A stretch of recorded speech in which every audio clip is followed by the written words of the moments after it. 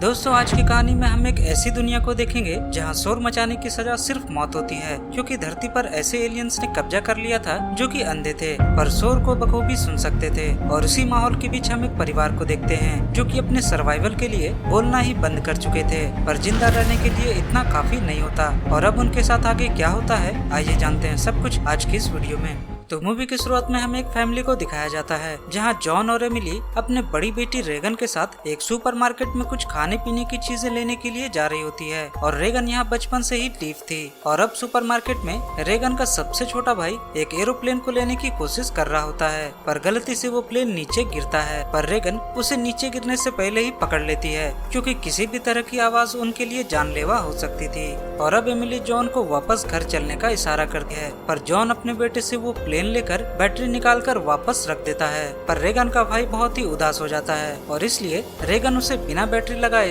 Plane को दे देती है। पर वो बच्चा चुपके से उस प्लेन की बैटरी को भी उठा लेता है। और अब सारे लोग धीरे धीरे बिना आवाज किए अपने घर को लौट रहे थे और वे लोग एक पुल को क्रॉस करने ही वाले थे कि तभी वही खिलौने की आवाज आने लगती है। और अब जॉन अपने बड़े बेटे मार्कस को नीचे रखता है और छोटे बेटे की तरफ भागता है। और अब रेगन पीछे मुड़कर देखती है तो उसे अपने छोटे भाई के हाथ में वही प्लेन नजर आता है। और अब उसे हालात की गंभीरता का एहसास होता है। और इससे पहले कि जॉन अपने बेटे तक पहुंच पाता, वहां पर एक एलियन आ जाता है और वो एलियन उसके बेटे को मार डालता है। सीन 1 साल बाद शिफ्ट होता है और अब जॉन ने अपने घर के चारों ओर कैमरे भी बिछा रखे थे और वो भरी दुनिया में उम्मीद के साथ रेडियो सिग्नल भी भेजता था, पर उसे कोई भी जवाब नहीं मिलता। और हम देखते हैं कि जॉन और उसकी फैमिली ने बिना आवाज किए इस धरती पर रहना सीख लिया था। और क्योंकि एमिली प्रेग्नेंट थी, इसलिए उन्होंने एक डिलीवरी रूम को भी बिल्कुल साउंड प्रूफ बनाया था। और अब उसी शाम रेगन अपने भाई मार्कस के साथ लूडो खेल रही थी, पर गलती से सामने पड़ा लैंटर्न गिर जाता है और जॉन फौरन ही आग को बुझाने के लिए दौड़ता है और नोटिस करता है कि बाहर कुछ आवाजें हो रही हैं जो कि एलियंस को अट्रैक्ट कर सकती हैं। पर वो बाहर में कुछ गिलहरियों को देखता है जिनकी आवाज सुनकर एलियन आ जाते हैं और उन गिलहरियों को मार डालते हैं। जॉन यहाँ काफी बार रेगन की कान की मशीन को ठीक करने की कोशिश करता है,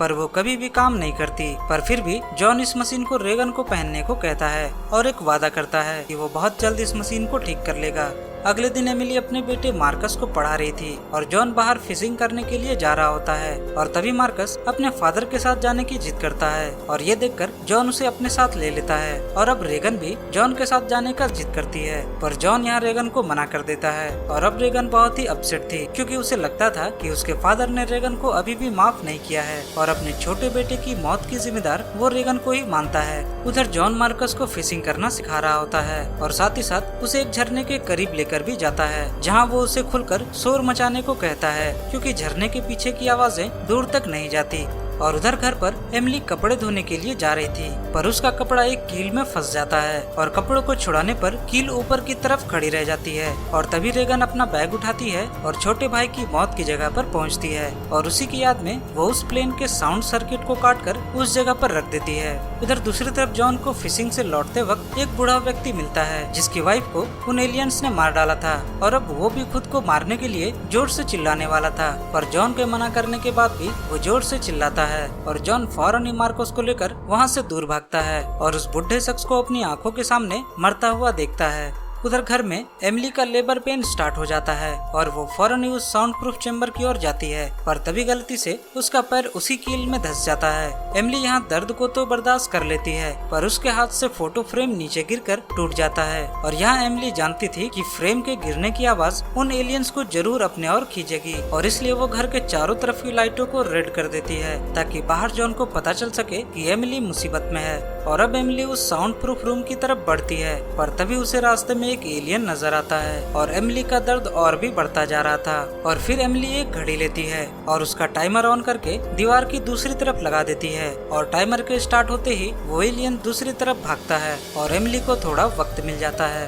और एमिली उस साउंड प्रूफ रूम में जाने लगती है। पर तभी एमिली को रास्ते में एक और एलियन मिलता है और अब एमिली के पास बाथ टब में छिपने के अलावा और कोई भी दूसरा रास्ता नहीं था। थोड़ी देर बाद जॉन जब घर पहुंचता है तो वो घर की चारों तरफ रेड लाइट को देखकर समझ जाता है कि एमिली मुसीबत में है और वो फौरन ही प्लान के तहत घर के बाहर बहुत सारे पटाखों को जलाने लगता है ताकि उन एलियंस का ध्यान भटकाया जा सके। उधर रेगन जो उस पुल पर आराम कर रही थी वो उन पटाखों को देखकर घर की ओर भागती है और अब जॉन जब तक घर पहुंचता है तब तक एमिली सारी मुसीबतों को झेलकर एक बच्चे को जन्म दे चुकी थी। उधर मार्कस फायरवर्क्स के बाद घर लौट रहा था पर तभी उसे रास्ते में एलियन का एहसास होता है और वो खेतों में भागने लगता है और एक ट्रैक्टर के टायर से टकराकर बेहोश हो जाता है। और इधर घर में जॉन साउंड प्रूफ रूम में एंटर करने वाला था क्योंकि नए जन्मे बच्चे ने शोर मचाना शुरू कर दिया था और इसलिए जॉन ने उस बच्चे के मुंह में एक मास्क डाला और एक साउंड प्रूफ बॉक्स में सेफली रख दिया। उधर दूसरी तरफ रेगन घर वापस लौट रही थी पर तभी वो एक तेज टॉर्च की रोशनी को देखती है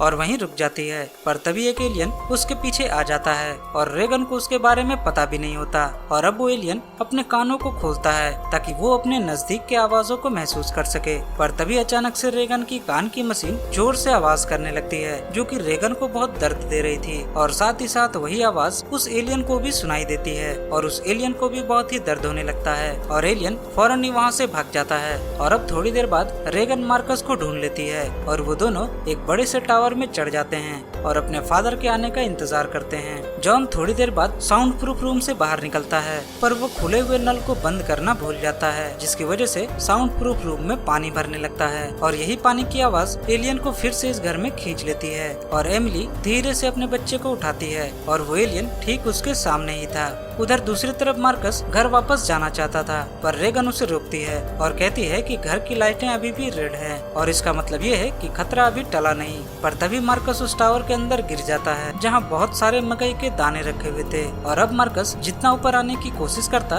वो उतना ही नीचे धंसता जाता और मार्कस के गिरने की आवाज उस एलियन को भी सुनाई देती है और वो एलियन फौरन ही घर से बाहर निकलकर टावर की ओर जाने लगता है। जॉन को भी मार्कस की गिरने की आवाज आ चुकी थी और वो भी टावर की ओर बढ़ता है। उधर टावर के अंदर रेगन एक दरवाजे को तोड़कर नीचे गिराती है और मार्कस और खुद को उन मकई के दानों में धंसने से बचाती है पर तभी वो एलियन वहाँ आ जाता है और अब रेगन बहुत ही डर जाती है पर एक बार फिर से उसकी कान की मशीन बहुत ही जोर से हाई फ्रीक्वेंसी साउंड निकालने लगती है जो कि उस एलियन को बिल्कुल भी पसंद नहीं आता और अब वो एलियन दर्द से बचने के लिए उस टावर को छोड़कर बाहर निकल जाता है। जॉन अब अपने दोनों बच्चों को लेकर घर की ओर वापस जा रहा था पर तभी उसे एलियन का एहसास होता है और वो अपने बच्चों को एक कार में छुपने के लिए कहता है और तभी वहाँ एक एलियन आ जाता है जो कि जॉन के ठीक ऊपर था और वो एलियन जॉन पर हमला कर देता है और जॉन जख्मी हो जाता है। मार्कस अपने फादर को जख्मी देखकर बहुत जोर से चिल्लाता है और ये सुनकर वो एलियन उसकी तरफ भागता है और अब वो एलियन जैसे ही उनके करीब आता है तो रेगन की कान की मशीन फिर से हाई फ्रीक्वेंसी साउंड निकालने लगती है और रेगन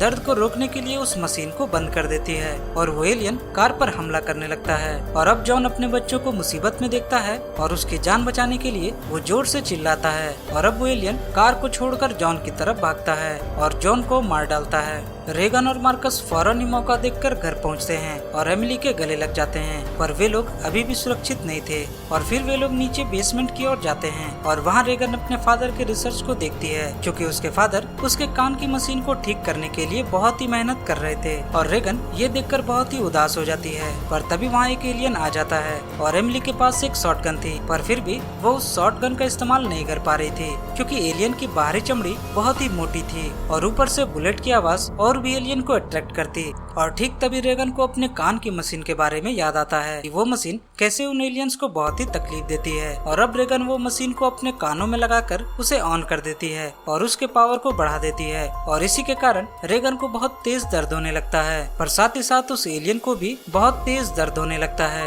और वो एलियन एक जगह पर सुन्न पड़ के गिर जाता है और आखिरकार उन लोगों ने उन एलियंस के वीकनेस का पता लगा लिया था और वो थी हाई फ्रीक्वेंसी साउंड। और तभी रेगन अपने सामने एक माइक्रोफोन को देखती है और फौरन अपने कान की मशीन को निकालकर उस माइक्रोफोन में लगा देती है जिसकी मदद से उस मशीन की फ्रीक्वेंसी कई गुना बढ़ जाती है और वो एलियन दर्द से तड़पने लगता है और तभी एमिली एक सही मौका पाकर गन से उस एलियन को शूट कर देती है और वो एलियन वहीं मारा जाता है और फिलहाल वे लोग सुरक्षित थे और अब उन लोगों के पास उन एलियन से लड़ने के लिए एक हथियार भी था पर खतरा अभी भी टला नहीं था क्योंकि बुलेट की आवाज सुनकर बहुत सारे एलियन उनकी तरफ आ रहे थे पर इस बार एमिली को जरा सा भी डर नहीं था और अब रेगन उस माइक्रोफोन के वॉल्यूम को मैक्सिमम लेवल पर सेट कर देती है और अब एमिली उन एलियंस का शिकार करने के लिए तैयार थी और इसी के साथ ये मूवी यहाँ खत्म हो जाती है। मैं मिलूंगा आपसे अगली वीडियो में, तब तक के लिए बाय बाय।